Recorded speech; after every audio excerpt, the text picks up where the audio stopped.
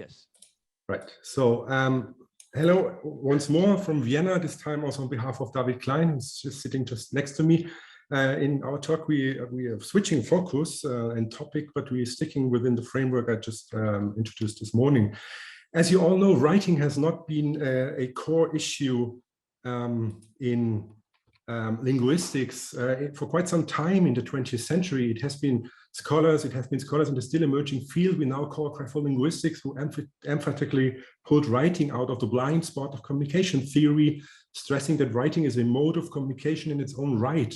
This also means that it is not, as has long time been assumed, a mere secondary system dependent of and simply representing speech. Some forms of writing, however, have been left in the blind spot to date. One, which is Braille, is at the focus of our talk today. If it is discussed at all, which happens seldom enough, it is often depicted as a secondary script, a transliteration of visual scripts with only auxiliary purposes. In other words, the dependency hypothesis, which has been so vividly challenged as far as writing and speech are concerned, is still widely held when it comes to construe Braille. In what follows, we are going to critically scrutinize this position from several angles, and we will question it. Our own position is that Braille is a script proper, and even more, we argue that the consideration of Braille is more than just a desirable complement, since if taken seriously, including Braille entails fundamental question to script theory in general. At the center of our talk is the question why Braille has been special cased in such a, in our opinion, problematic way. Our hypothesis is that this stems from specific assumptions or ideologies to which communication and script are subjected. One such assumption is that writing is visual communication. We will contrast that with our own position that writing is primarily spatial communication and that this spatiality can be accessed by multiple sensory channels, of which the visual is just one, albeit the most widespread and salient one. We thereby ensue a proposal that has been put forward by other scholars, most notably Laurie Harris already in the 1990s, and more recently Christa Dürscheid and Dimitrios Miletis. We will also show that these graphic ideologies, as we call them, as we now know, have deep roots in non-academic construals of writing. To this end, we will present results of an explorative discourse analysis on media representations of Braille and compare those with the representations of sign languages, and we will see why we do that. We'll start off with some general theoretical remarks on Braille and then move on to the results of the discourse analysis we have conducted. In academic literature, reading is usually conceived of as a visual form of perception and script as a primarily visual mode. Discussion of tactile script is hard to find.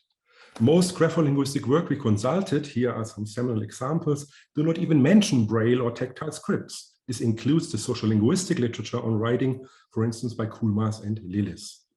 Having said that, Koolmaas does indeed briefly touch upon Braille in his Blackwell Encyclopedia of Writing Systems, and he proposes to define writing systems as a set of visible or tactile signs used to represent units of language in a systematic way. However, this still foregrounds the sensor channel as categorical. In our opinion, this is problematic for several reasons. First, neither is Braille a merely tactile script, nor is other script merely visual.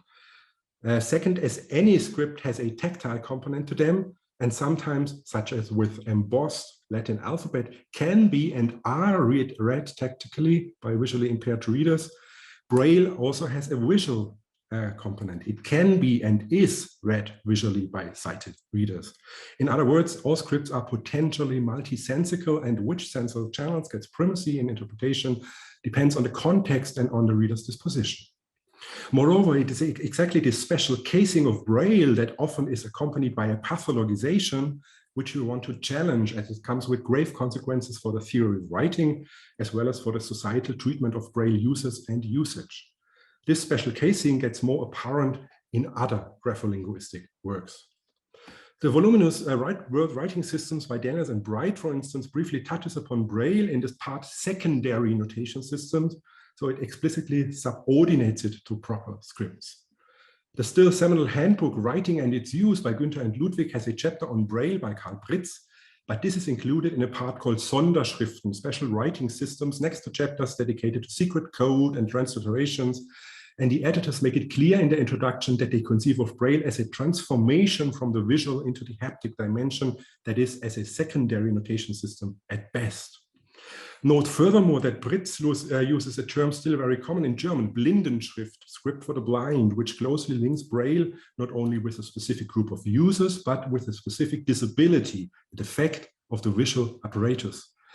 This stems from a deep enregisterment of Braille usage with blindness, disability, and accessibility, to which we return, and is part of the pathologization of Braille that takes place also in script theory.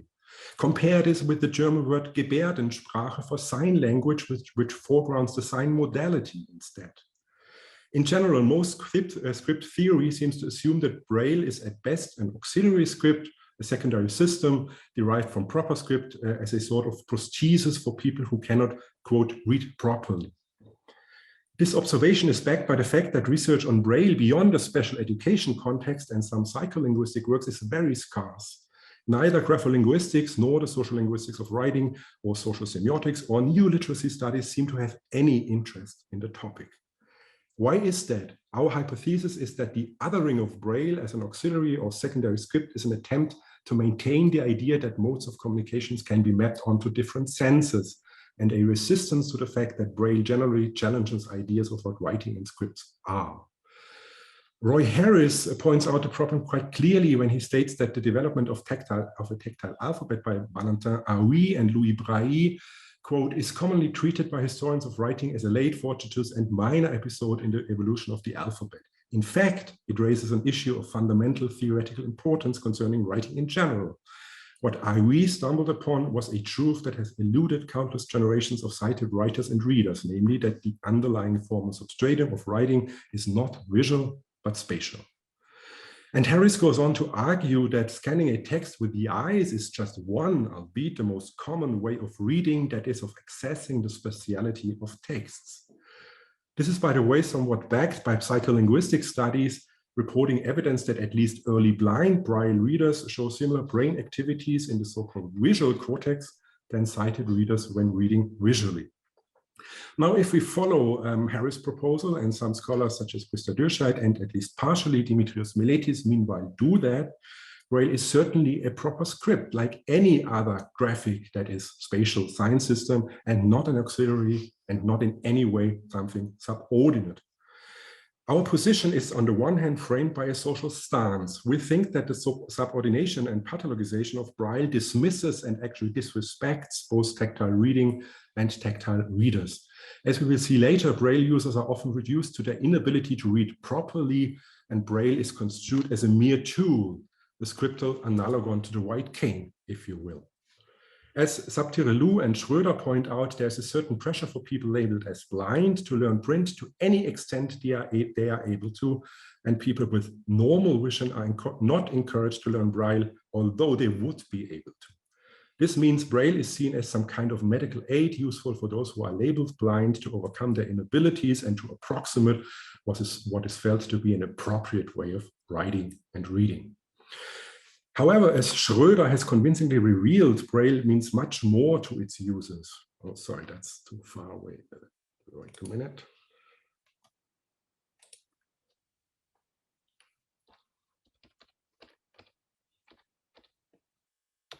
Yeah, we're here. Schröder has convincingly revealed Braille means much more to its users. It is conceived of as part of their identity, a status symbol, an empowering and equalizing device. On the other hand, there's also a theoretical and empirical evidence for our position. Theoretically, it needs to be stressed that Braille, while historically deriving from Latin alphabet script, is all but a one-to-one transliteration. There are dedicated signs for graphemes that are represented by digraphs or trigraphs in Latin alphabet scripts, for example, CH and SH in English.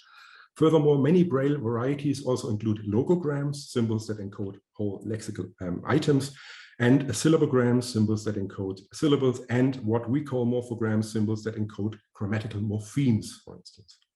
In English Braille, this includes frequent words such as and, for, of, the, with, and morphemes such as ing. Furthermore, letters are used as shorthands for words. For instance, in English so-called grade 2 Braille, the symbols that represents the grapheme B might also be used as a shorthand for the word but. Now, empirical evidence has been provided by Engelbrechtson and Fischer-Baum. In experimental surveys, the scholars provide solid evidence that Braille is read, at least by proficient readers, not letter by letter, but as what they call sublexical entities, as syllables or digraphs. As the authors note, there is no indication that Braille readers decode Braille to visual alphabet letters while reading. Also from this perspective, there is no dependency of tactile scripts on the visual. Braille is an autonomous script indeed. The sketched invisibility, or at best peripheral positioning of Braille in script theory, resonates with graphic ideologies we found in media discourse. To this we now turn, and I hand over to David. Thank you. The base of our analysis is a small corpus of 38 texts in German language from Austrian, Swiss, and Italian newspapers. Each contains either the keyword Braille or Gebärdensprache, sign language. The corpus consists of 19 texts containing Braille, published between March 2020 and March 2021, as well as 20 texts containing Gebärdensprache, published between March and April 2021. Obviously, only one text contains both keywords. As you might guess from the differing publication timespans, we generally found more newspaper reporting on sign language than on Braille. On the lexical level, the expression Braille is usually explained to the readers by the term Blindenschrift, script for the blind. This deterministic expression is used as a synonym to Braille in all texts. And the texts seem to assume that it is more common than, this is more common than the letter.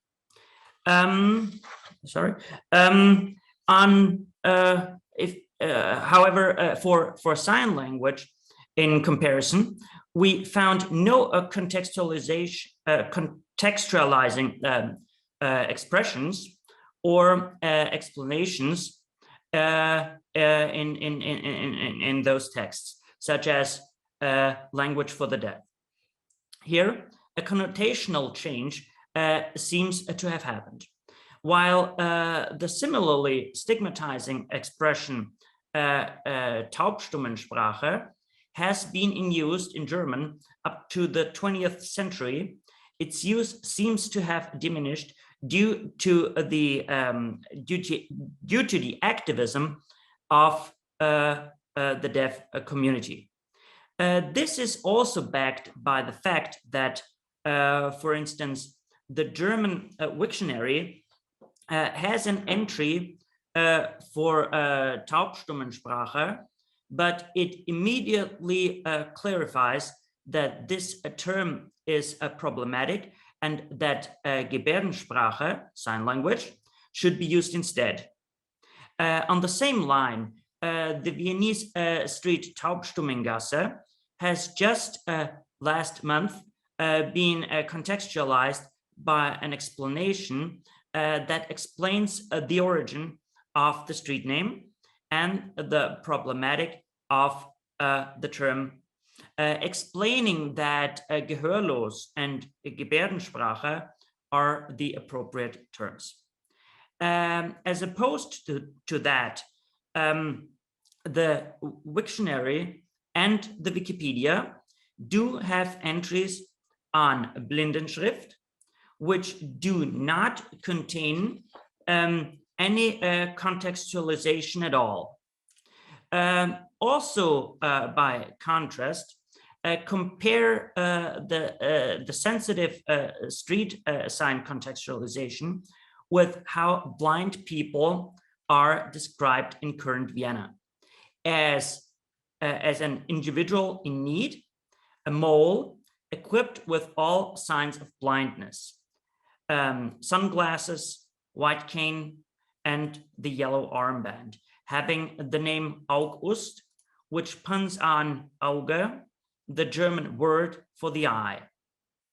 The expression blind is found 55 times in 18 texts containing Braille, while Gehörlos, deaf, is found 54 times, but only in 8 texts, showing a diverging distribution pattern.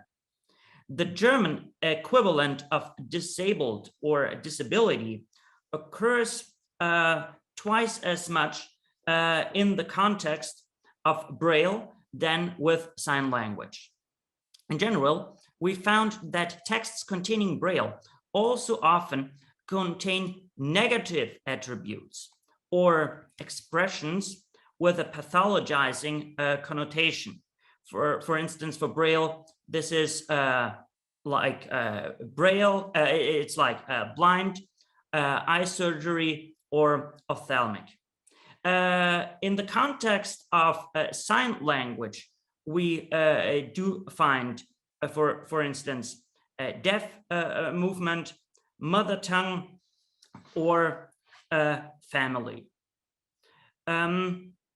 So the contextualization of the two modes of communication clearly differs. While texts on Braille foreground the medical context, need of help, the normal and the individual, texts on sign language foreground the community, social movements, empowerment, and the status as a language proper. Interestingly, singular pronouns are also found more frequently in the context of Braille. The reason we infer is to be found in the narrative structure that often underlines the reports on Braille. This narrative structure basically constructs an individual's fate, resulting in the use of Braille, often beginning with Louis Braille's own fate and emphasizing a certain tragedy that overtook a person's life, combined with some kind of thorough anamnesis. In this typical excerpt, for instance, a person reports how becoming blind basically destroyed his life plans. The loss of eyesight is constructed as a tragedy that forced the person to draw on a range of helping devices. As we will see later, the lives and fates of sign language users are usually depicted quite differently. So while analyzing argumentations, we found patterns that revealed a certain notion of script. Generally, in a Eurocentric perspective, script is equated with alphabetic script. Moreover, it is constructed as a visible representation of connected lines. Braille and its dot patterns are juxtaposed to that as something exceptional, exclusively for those who have a medical necessity.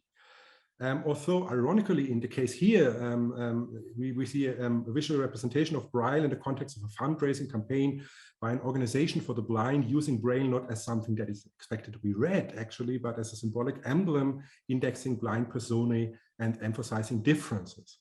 And this strongly resonates with the result of Georgina Gleach, who points out that Braille in public space is often not so much addressed to blind readers, but to sighted ones, to which it indexes possible contexts of blindness or simply disability. So many texts put forward deficit hypotheses on Braille and stress that Braille reading is something that is unusual, unexpected, and so on, as exemplified by this quote. Synthetic speech, by contrast, is described as the non-stigmatized alternative in some texts, with the metaphor digital eye. And this shows how oral and visual modes are clearly superposed to the tactile channel in the ideology of communication we explored. So Braille is often described as something that is out of time and bound to disappear. And this, of course, does not account for the mentioned fact that Braille means much more than a device to access information to its user, and also that Braille, as opposed to text-to-speech, provides access to spatial information such as tables, mathematical formulae, and so on. So I'm skipping a bit here our examples to conclude the analysis. we can see that no single text Braille is perceived as a means that constitute a shared Braille reader identity. It only seems to be construed as a signal of a deficit, blindness, and an auxiliary communication device. No text indicates that it would make sense for a sighted reader to learn Braille. On the contrary, it is implied that parents or teachers of blind children, of course, cannot be expected to acquire Braille reading skills. And thus text-to-speech techniques or other transmodalizing means are promoted. So sign languages, on the other hand, as you see here, are perceived as a social symbol of the sign language community, of deaf culture, but also of family life and some kind of new urban diversity and modernity. While Braille users are singular individuals bearing their very own fate, the texts point us to a sign language community, a community that is depicted as having open boundaries towards the oral language users, including translators, relatives, and hearing so-called new speakers. I come to a conclusion, will be finished in a minute. As we have tried to show in our explorative study, Braille is still very much stigmatized both in society and academic literature, as opposed to sign languages, which has been rightly freed from stigmatization, also thanks to the engaged and vivid work of linguistic scholars who have helped to show how sign languages are indeed languages in their own right. So while sign languages are rightly celebrated as languages proper and sign language users as a vivid and strong community, Braille is still perceived as an auxiliary and pathological form of writing and reading of individual persons. So since we have the opportunity today to talk here with seminal scholars in grapholinguistics, please let us end with some humble wishes. Please help us to pull Braille out of the blind spot of communication theory and practice. And please consider Braille as what it is, a proper and extremely interesting form of graphic communication. As we have argued, this will also help us to better understand graphic communication in a comprehensive sense as a form of spatial communication that has more than one sensual channel. Thank you very much for your attention. Thank you. Thank you.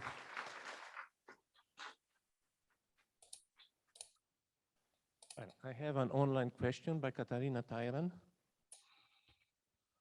Yeah, hi from across the street, Hi, from the campus. Thank you very much for this very fascinating topic you presented. I would have a question with regards to the Austrian context. Do you think that this stigmatization of Braille in contrast to sign language might be also embedded in the socio-political context, as sign language actually is recognized in Austria? I mean, this was also quite a heavy path to go. Yeah. Definitely, yes. Definitely, yeah. yes. I mean, I just let David answer, but I have to say that David here is the one that has just launched a petition to get Braille in the Bundesverfassungsgesetz as sign language. This is online, so you should subscribe. Yes, I will. Please put the link in the chat. Thank you.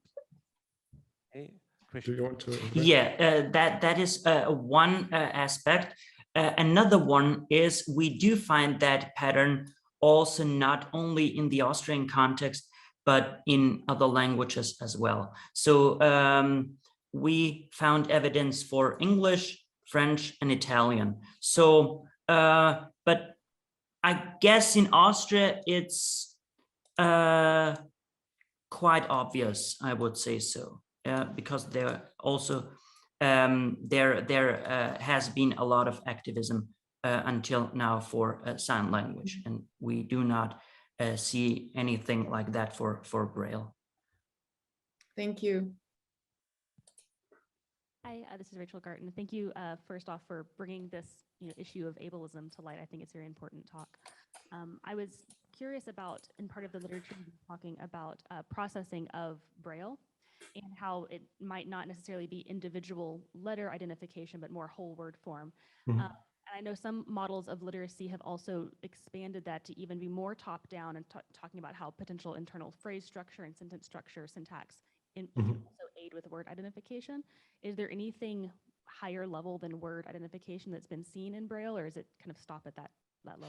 Yeah, I mean, there's really not much research on that. The only research we know is that of Engelbrechtson and Fischer-Baum, and they argue that complete word form recognition in Braille is not so much possible than in visual reading, for the simple fact that you don't get the whole text at once to the channels, through the channel, but you have to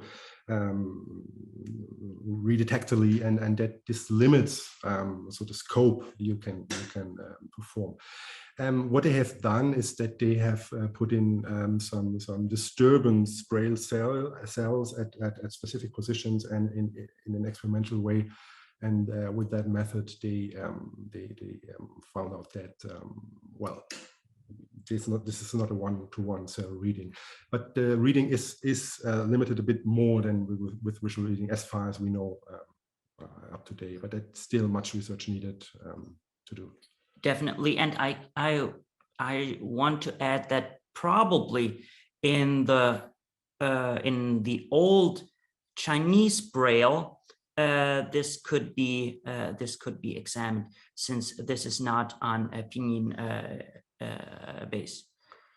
Having said that, of course, if you use grade 2 Braille and have shorthands, then you of course read word forms. Yeah, but that's a different case, because their single cells are connected to lexical items. Thank you. And a question by Helen. Thank you for a fascinating talk. I was just wondering whether you so I'm not a linguist, so I'm coming to this completely from outside of here, but I was fascinated by this and Amalia's talking about sign language, and I was just wondering if you could perhaps speak a little about. I was wondering about, in terms of the invisibility, I was wondering about the directionality, because sign language seems to me, my impression is it's more analogous to speech in that it's interactive, two people participating, and Braille is more analogous to writing because it's unidirectional, it's just input. And I was just wondering whether that's something that you would be able to speak about a little?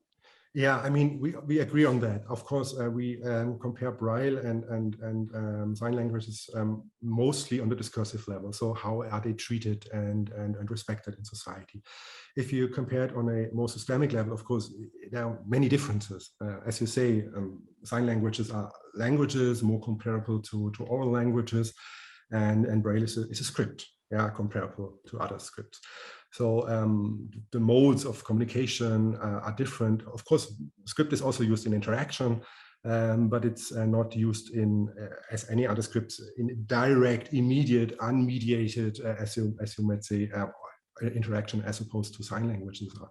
So we do not want to pull this comparison too far. Our point is really the societal treatment.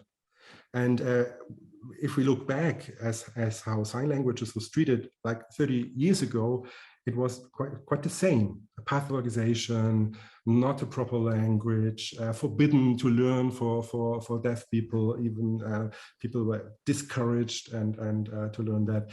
And we find the same still today with Braille. So Braille seems to lag behind as far as societal treatment is concerned. And this is our main point on this comparison.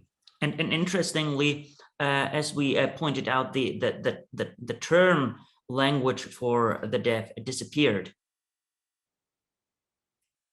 in German, and script for the blind is still quite present. Thank you. Okay, thank you very much, David and Jürgen.